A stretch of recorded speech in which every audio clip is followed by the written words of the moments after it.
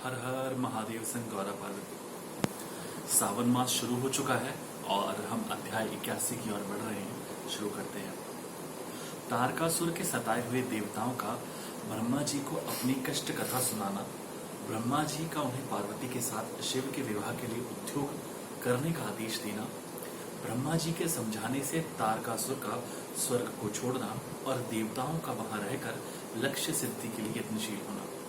सूची कहते तदंतर नारद जी के पूछने पर पार्वती के विवाह के विस्तृत प्रसंग को उपस्थित करते हुए ब्रह्मा जी ने तारकासुर की उत्पत्ति, उसके उग्र तप, मनोवांछित वर प्राप्ति तथा देवता और असुर सबको जीतकर स्वयं इंद्र पद पर प्रतिष्ठित हो जाने की कथा सुनाई। तत्पश्चात ब्रह्मा जी ने कहा, तारकासुर तीनों लोकों को अपने वश में करके जब स्वयं इंद्र हो गया तब उसके समान दूसरा कोई शासक नहीं रह गया। वह जितेंद्रिय असुर त्रिभुवन का एकमात्र स्वामी होकर अद्भुत ढंग से राज्य का संचालन करने लगा। उसने समस्त देवताओं को निकालकर उनकी जगह दैत्यों को स्थापित कर दिया और विद्याधर आदि देव योनियों का स्वयं अपने कर्म में लगाया। मुने, तदंतर तारकासुर के सताए हुए इंद्र आदि संपूर्ण देवता अत्यंत व्याकुल और अनाथ होकर मेरी शरण में आए। उन सब ने मुझ प्रजापति को प्रणाम करके बड़ी भक्ति से मेरा स्तुति किया और अपने दारुण दुख की बातें बताकर कहा, प्रभु आप ही हमारी गति हैं, आप ही हमें कर्तव्य का उपदेश देने वाले हैं और आप ही हमारे धाता एवं उद्धारक हैं। हम सब देवता तारकासुर नामक अग्नि में जलकर अत्यंत व्याकुल हो रहे हैं। जैसे सन्निपात रोग में प्रबल औषधि भी निर्बल हो जाती है, उसी प्रकार उस असुर ने हमारे सभी क्रूर उपायों को बलहीन बना दिया है। भगवान विष्णु के सुदर्शन चक्र पर ही हमारी विजय की आशा अवलंबित रहती है, परंतु वह भी उसके कंठ पर कुंठित हो गई। उसके गले में पड़कर वह ऐसा प्रतीत होने लगा था मानो उस असुर को फूल की माला पहनाई गई। मुने, देवताओं का यह कथन सुनकर मैंने उस समय समयोचित बात कही। देवताओं, मेरे ही वरदान से दैत्य तारकासुर इतना बढ़ गया है, अतः मेरे हाथों ही उसका वध होना उचित है। जो जिससे पलकर बड़ा हूं उसका उसी के द्वारा वध होना योग्य कार्य नहीं है। विष के वृक्ष को भी यदि स्वयं सींच कर बड़ा किया गया हूं तो उसे स्वयं काटना अनुचित ही है। तुम लोगों का सारा कार्य करने के योग्य भगवान शंकर हैं, किंतु वे तुम्हारे कहने पर भी स्वयं उस असुर का सामना नहीं कर सकते। तारक दैत्य स्वयं अपने पाप से नष्ट होगा।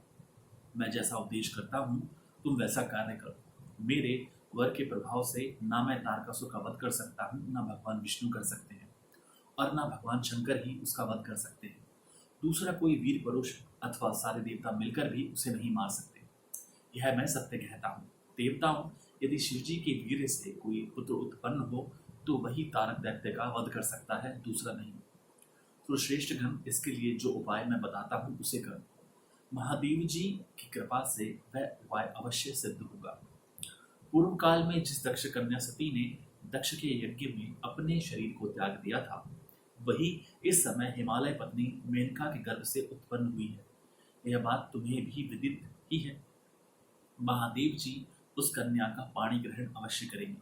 तथापि देवताओं, तुम स्वयं भी इसके लिए प्रयत्न करो। तुम अपने यत्न से ऐसा उद्योग करो जिससे मेनका कुमारी पार्वती में भगवान शंकर का अपने वीर्य का आधान कर सके।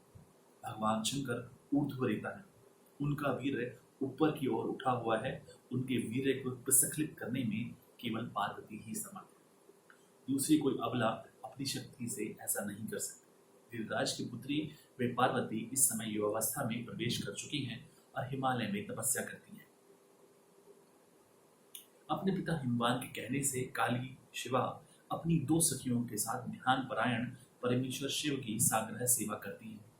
तीनों लोकों में सबसे अधिक सुंदरी पार्वती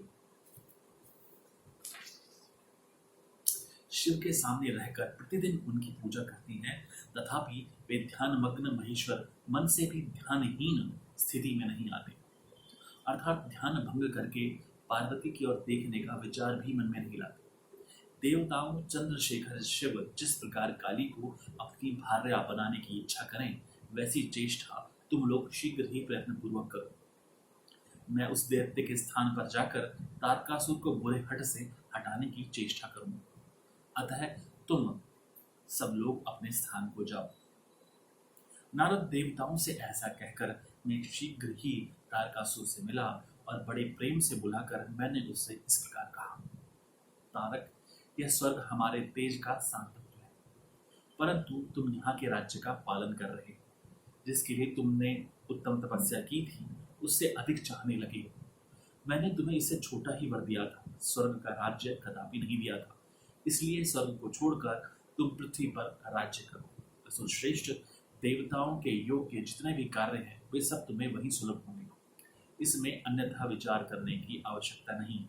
ऐसा कहकर उस असुर को समझाने के बाद मैं शिवा और शिव का स्मरण करके वहां से अदृश्य हो गया। तारकासुर भी स्वर्ग को छोड़कर पृथ्वी पर आ गया और शोणितपुर पर रहकर वह राज्य करने लगा। फिर सब देवता भी मेरी बात सुनकर मुझे प्रणाम करके इंद्र के साथ प्रसन्नता पूर्वक बड़ी सावधानी के साथ इंद्रलोक में गए। वहां जाकर परस्पर मिलकर आपस में सलाह करके वे सब देवता इंद्र से प्रेम पूर्वक बोले, भगवान शिव की शिवा में जैसे भी काम मूलक रुचि हो, वैसा ब्रह्मा जी का बताया हुआ सारा प्रयत्न आपको करना चाहिए। इस प्रकार देवराज इंद्र से संपूर्ण वृतांत निवेदन करके वे देवता प्रसन्नता पूर्वक सब और अपने अपने स्थान पर चले गए। बहुत बहुत धन्यवाद। हर हर महादेव। संगौरा।